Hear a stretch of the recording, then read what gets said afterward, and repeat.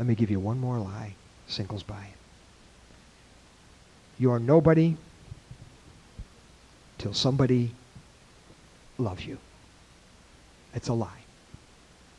But boy, I tell you, we tend to believe that. I mean, you know, when you're younger, you say, I know what I need. I need a best friend. You remember in junior high? I don't know if you did this or not. But I can remember, you know, my daughter said, got to have a best friend. And kids were going, I know you're my friend, but will you be my best friend? I should be my best friend. So, we said, I know what I need. I need a best friend. And, then we needed a boyfriend. We needed a girlfriend. And we started right away to say, my worth is based on approval. My worth is based on having friends, having a partner, people to validate my ticket. And what happens when you become an adult and you're single? Boy, the singles bars and the singles clubs, so much of what goes on there, as some of you know, is people preying on each other's loneliness. Because everybody's looking for somebody to stamp their ticket because they believe I've got to have somebody to love me. And a lot of us have had a lot of frustration in relationships. I remember when my son was a freshman in high school. He'd just been in school 3 days. He was checking out all the girls. He'd never seen so many girls. He always saw junior high girls. Now he saw high school girls. He comes home. He thought he'd died and gone to the happy hunting ground. He comes home. He's talking to his sister. His sister's a junior. He says, Lisa, you can't believe it. It's unbelievable. He's talking about all these girls. And she says, Doc, this is all so superficial. He said, Lisa, I'm a freshman. I'm into superficial. Listen, most of us are sick of superficial, aren't we? You don't need another superficial relationship, I don't think. The fact is that for many of us, the relationships have been superficial, or they have been broken, or they have been not there. As we've believed, you're nobody till somebody loves you. There was a 2-hour special on 48 Hours on CBS News. I don't know if you saw it or not. It was called On Lonely Street. The entire thing was on loneliness. And they said that social scientists are saying that there's an epidemic of loneliness in America today. Maybe you have experienced part of that epidemic of loneliness.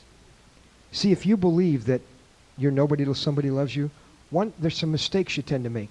First of all, you tend to smother someone who starts to love you. You've got to hang on to them. I must have them because I'm nobody if you don't love me. And some of us have learned that by trying to chase them, trying to hang on to them, trying to control them, we crushed them and they ran. It's called smother love, not mother love. It's called smother love. Some of us have squandered sex because we believed you're nobody till somebody loves you. And so many have given this gift that is so beautiful when given to one person in a lifetime relationship and thought, but this is the way for closeness. It isn't the sex, it's the closeness, it's the intimacy. And we found out we were farther apart after it, not closer. Rollo May, the psychologist, put it this way. He said, modern man has moved the fig leaf from the genitals to the face. Think about that. You can see my body. We'll be lovers, but we'll be strangers. You'll never know who I am. Is it any wonder that half of our marriages end in divorce? Because people end up sexually well known to each other, but strangers as friends. All in the search to try to find somebody to love me. Some of us actually have probably shut down and said, man, I've given a piece of me away so many times, I'm afraid to give anymore because the hurt is so deep. It's a pretty scary basis for security because many of us in this room have lost somebody who loved us or we loved. Now, when you lose the person, do you lose you? See, if you're nobody till somebody loves you, and somebody loves you and you lose them, then you're nobody again.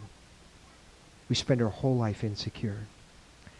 I really believe that this whole area of relationships is where we ought to end here tonight because of this. Let's call it the relationship zone. The relationship zone of our life is where we place our greatest hopes. It's where we have our greatest fears. It's where we've had our greatest pain.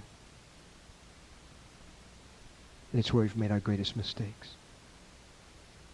Relationships. It's such a loaded word. For many of us, the word that goes before relationship is bad. I think ever since I was a teenager and you were a teenager, there's been like this little voice inside of us saying 2 words. It's like a little whisper. Someone's missing. Someone's missing. Someone's missing. There's love I'm supposed to have I don't have. So we went after that best friend, and then we went after a lot of friends, and then we thought if we had a boyfriend, and then if we had a girlfriend, and then some said, well, maybe if I live with someone. Somebody said, well, maybe if I get married. Somebody said, maybe if I get married again. Somebody said, maybe if I have children and someone to love and someone I can love. But you know what? You have all of that, and the voice is still there. Someone's missing. Someone's missing. And for many of us, in a lonely midnight, the voice becomes almost a cry. Someone's missing. We know that there is an anchor relationship we're supposed to have. I think the deepest need of the human soul is to have an anchor relationship. You know what it will look like? You know, you've been around. You've lived long enough to know what it'll look like. It'll be someone who will love you unconditionally. It will be someone who, no matter what they find out about you, no matter how you are, they will never stop loving you. That's the anchor relationship. Unconditional love. Whether I'm fat or skinny or young or old or acting beautiful or acting ugly. Unconditional. Because your heart cry out for it. All of ours does. The other thing is it'll be unlosable. This ultimate relationship will be unlosable. I thought I had an unlosable relationship with my mom and dad until I was about 9 years old. And I remember the night they went to a funeral and left me alone in our little apartment on the south side of Chicago. And they got home. They were not home till real late, and they didn't come home, and they didn't come home. And I'm sitting in the kitchen, scared to death, because I heard a siren, and I was sure my parents had died. Now, that's the irrationality of a kid. That was the first time I realized that parents are losable. They came home that night. But one night, I had to say goodbye to my dad. And he was gone. See, that wasn't unlosable. I thought my wife was unlosable. I thought Karen was unlosable. Till she had hepatitis. And one night, started to talk about things people talk about before they die. And she felt like she was halfway gone. And the doctor pretty much confirmed that. I remember kneeling by her bed and praying for her. This is one, and begging God for her life. This is one person who would never choose to leave me, and I would never choose to leave.